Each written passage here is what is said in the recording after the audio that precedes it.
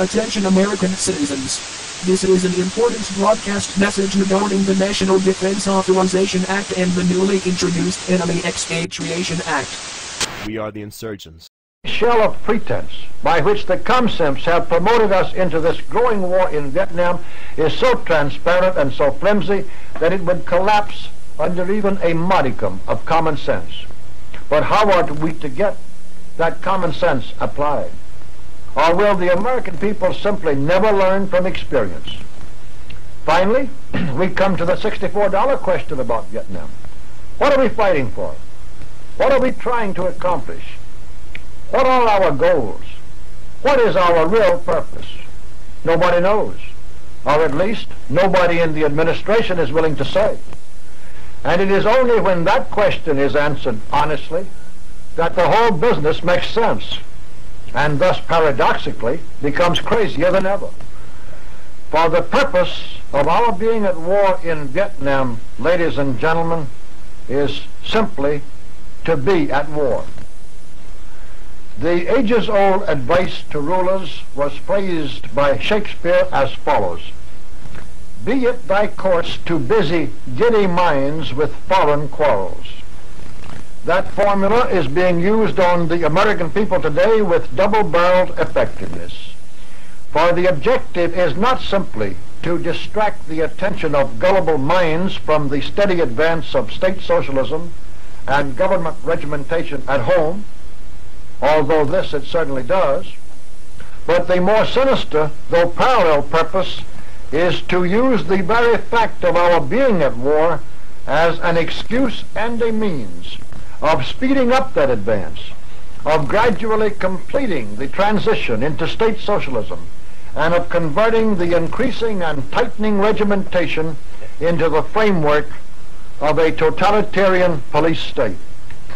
Unless sufficient understanding of what is happening can be created to force a postponement of administration plans, the rationing of food and fuels, the allocation of materials, the imposition of price and wage controls, and far more drastic regulation by a central government of every detail of our daily lives are all just around a few corners, not very far ahead.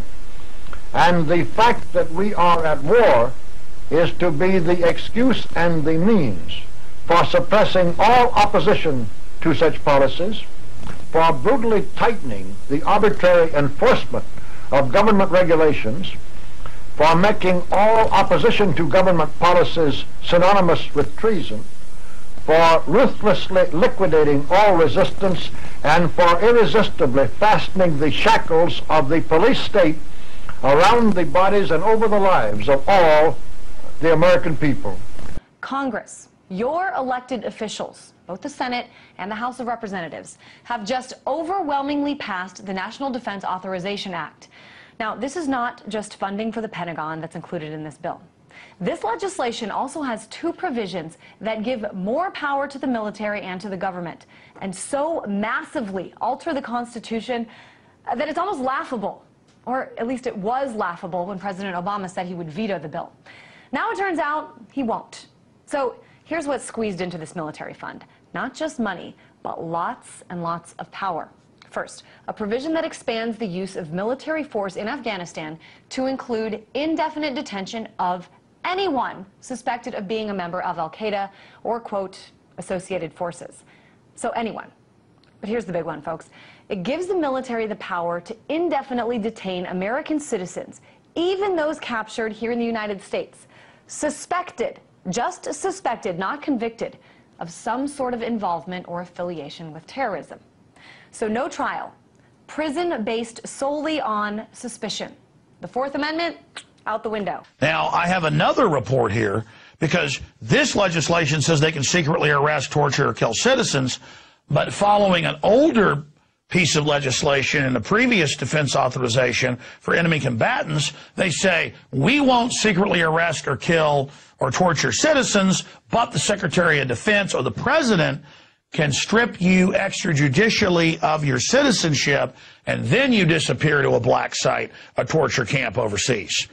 In places like Egypt and Romania, these sites have been exposed.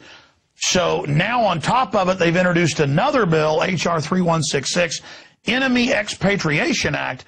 But notice it says that if your speech supports the hostilities, if what you're doing and saying, and we've seen attorney generals say that if you criticize a war, you're aiding terrorists, that citizens don't have a right to be against a war, you could be disappeared into a black hole.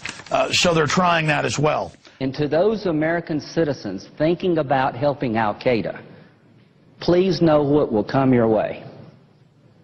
Death, detention, prosecution. And when they say, I want my lawyer, you tell them, shut up. Your time has expired. Get a lawyer. You're an enemy combatant, and we're going to talk to you about why you joined Al-Qaeda. I want to get to this Afghanistan thing. General Petraeus today condemned the actions of this Florida preacher who burned the Koran. You heard what Senator Reid said. Yeah. Is there anything that actually can be done along this line? You know, I wish we could find some way to hold people accountable. Free speech is a great idea, but we're in a war. During World War II, you had limits on what you could say if it would inspire the enemy. Will you stand idle as your last remaining rights are forcibly taken from you? Will you continue to allow injustices occur in your name? Learn from history, or be doomed to repeat it. No one familiar with the history of his country can deny that congressional committees are useful. It is necessary to investigate before legislating. But the line between investigating and persecuting is a very fine one, and the junior senator from Wisconsin has stepped over it repeatedly. His primary achievement has been in confusing the public mind as between the internal and the external threats of communism. We must not confuse dissent with disloyalty.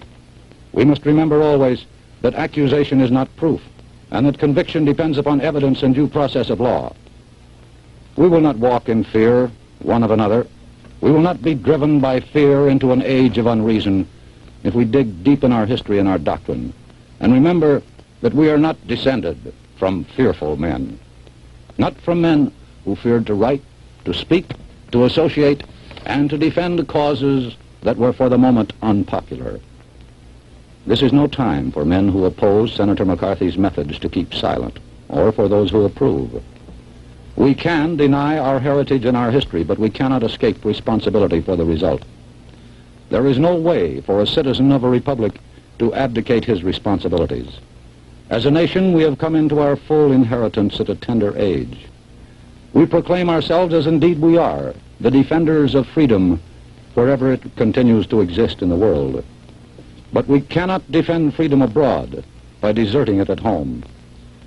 The actions of the junior senator from Wisconsin have caused alarm and dismay amongst our allies abroad and given considerable comfort to our enemies. And whose fault is that? Not really his. He didn't create this situation of fear, he merely exploited it, and rather successfully. Cassius was right. The fault, dear Brutus, is not in our stars, but in ourselves. Good night, and good luck.